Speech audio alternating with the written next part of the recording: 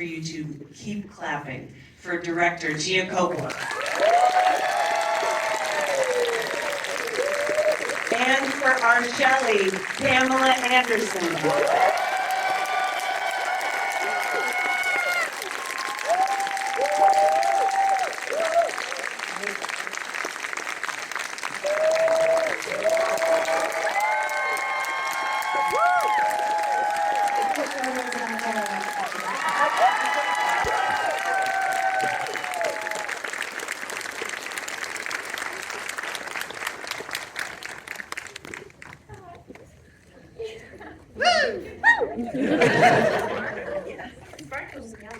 That's right.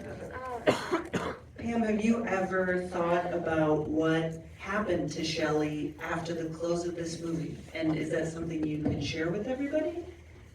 Yeah, I think it's a really hopeful film. I think happiness is a choice. And I think that you have this joie de vivre, you know, it's a choice. I happen to want to be dazzled. My mom, you know, aunts, great aunts. And so I think she's going to reinvent herself, and she'll always make her life beautiful.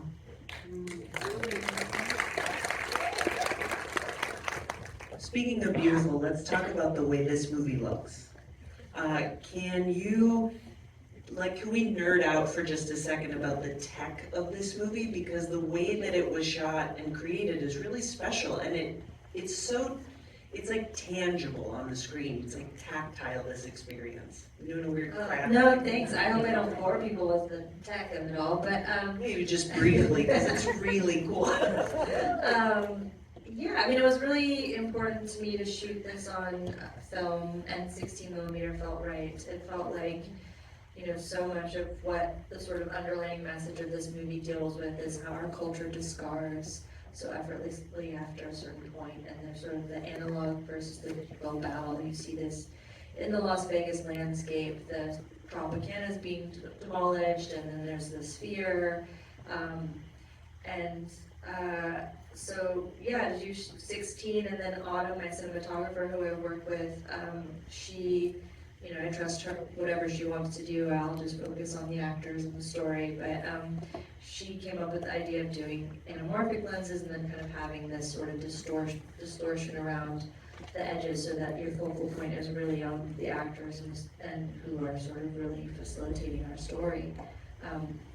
But because we wanted to shoot film and we're a small movie, we had to sort of give up our lighting budget, and Autumn was had to be handheld, so that sort of also dictated our creative choices. And you know, there's a lot of risk. You have to drive your film to Los Angeles on the weekends, and you don't see if you've got the footage until 3 days later, and you pray to the film gods, and we were very fortunate. But I was willing to take the risk for that quality. It really pays off, and this movie has like such a kind of kinetic energy. And where was this shot? Like specifically? Las Vegas. Yeah. And in what? I mean, this was on a stage that was used for a show, yeah? We were in the Rio Casino. Ah, okay. And our dressing.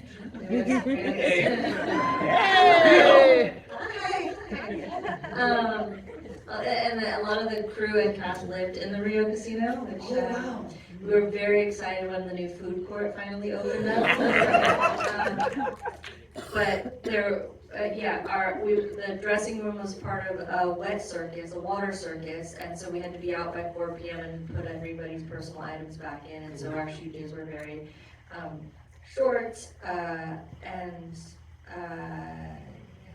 And so Pam, shooting there, what did that feel like? Did you feel like the space was kind of just permeated with that show energy? Did that really help buoy you all up?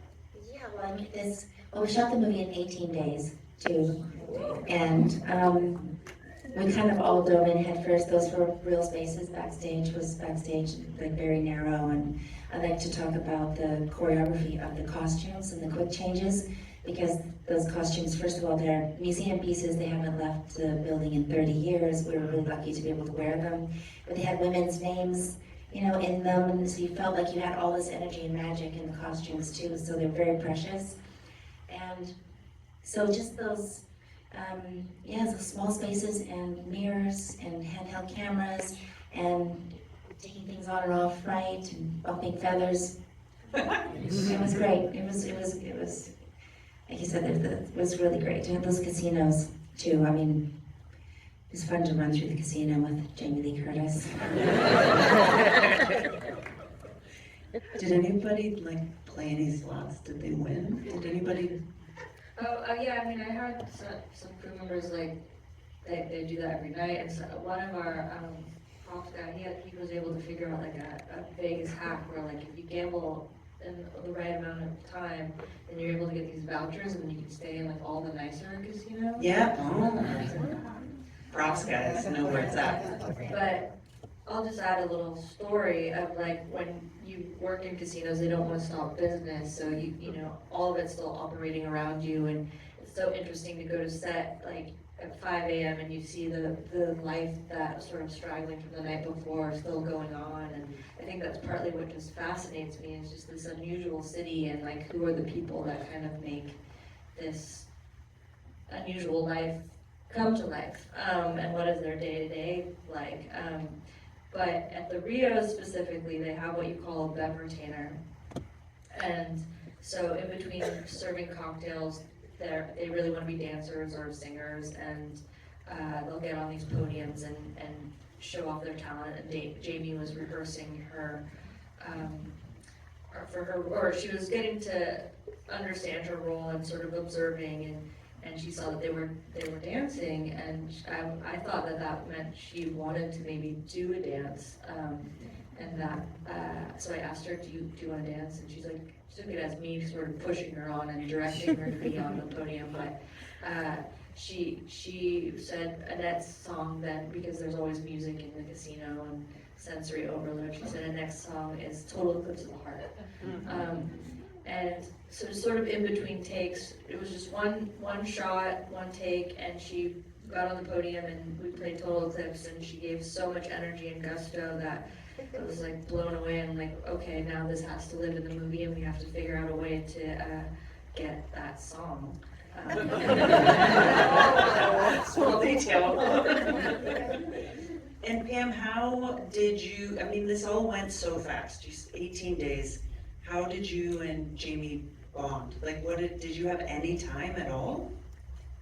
Well, I did a lot of rehearsal before I came to Vegas on my own, preparing. And then I remember the first day we did a table read, and I was terrified to meet Jamie Lee Curtis. Oh my God. And she just gotten her second or third spray tan. And when we were sitting across from each other, and she looked at me, she goes, I did this for you. And she was changing colors as we were going on. Her tan was deepening. And it was quite a thing. She's never had a spray tan before either. She really went for that. But it was good. Did you ever go through kind of an iteration of Shelley in your own personal rehearsals that maybe we didn't see on screen? Is there something that you left behind, or did you feel like you just slipped right into this role? I just had so much to put into this film. There's obvious parallels, but I felt like that was just the jumping off point. I felt like, I was really beating myself up. I went home to Canada, went to my gardens, making pickles. That's going to make my life beautiful. Wrote a cookbook, all sorts of stuff. And I thought, I guess I just screwed up. I just got sidetracked, or I was never going to be able to really figure out what I'm made of. And then I did Broadway, and I thought, okay, good. Baywatch to Broadway, played Roxy in Chicago on Broadway. That sounds cool. And then when I got the script, there was so much I had left to give, and to put into this was such a relief. So I have my scripts and my notes and my emotional diaries and everything. You should, my whole entire life is somewhere in this film. And so it was just a great place to put it.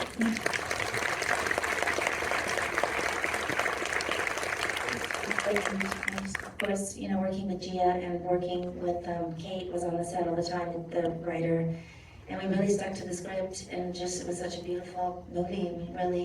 It was I think a beautiful, simple story that let the performances breathe, and I think that was what was so great about it. It was such a great collaboration. But it's just a movie. It's not an exploitive film. It's just a film about all these generations of women hitting a crossroads and you know, it's imperfect. There's no perfect way to be a parent. There's no perfect way to follow your dreams. You never know when it's gonna come. You just gotta get ready for it. You just gotta keep on, you know, putting those skills in your pockets, because, you know, you just be in your garden at 57 and the script comes along, you know, and there you go. You get to do it. What was the quote that we saw on the backboard of the walk? Success is being ready when opportunity comes. Yeah, that was Yeah, good. something like that. We just saw that, the quote backstage. Backstage, I'm sorry, I don't know where. It's very like emotionally aware here but behind the scenes at the AMC Century City. It's like a good vibe here. We all passed the sign and we were like, oh, hell yeah. Yeah.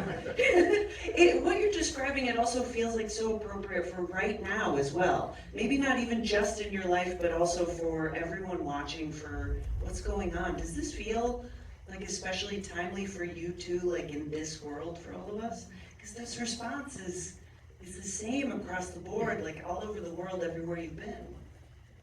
I mean, I feel like it's a lot to do with everyone really championing Pamela.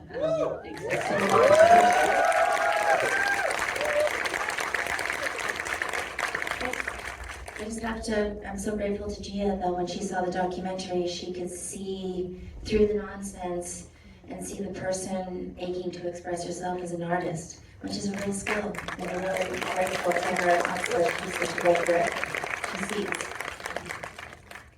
I know that this might make it a little weird. I like to mention so many of the places that love this movie and love y'all. So, there's so many that it's hard for me to even remember them off the top of my head, but it's like the Savannah Film Festival, Zurich, you've got a Golden Globe nomination. It's like, there's so many more. Have you both had kind of a memorable fan interaction or something, you know, that really surprised you or was memorable? Just recently in Sun Valley, we had a girl in the front row who used to be a showgirl, and she was just sobbing in tears, and she's like, where do showgirls go?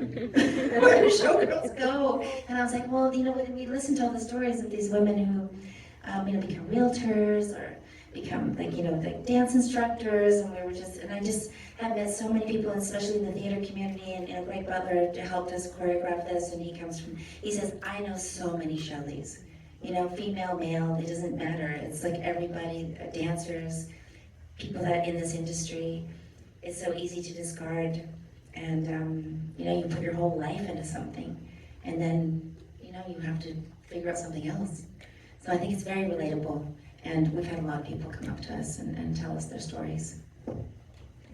It's just, you feel the love. Like,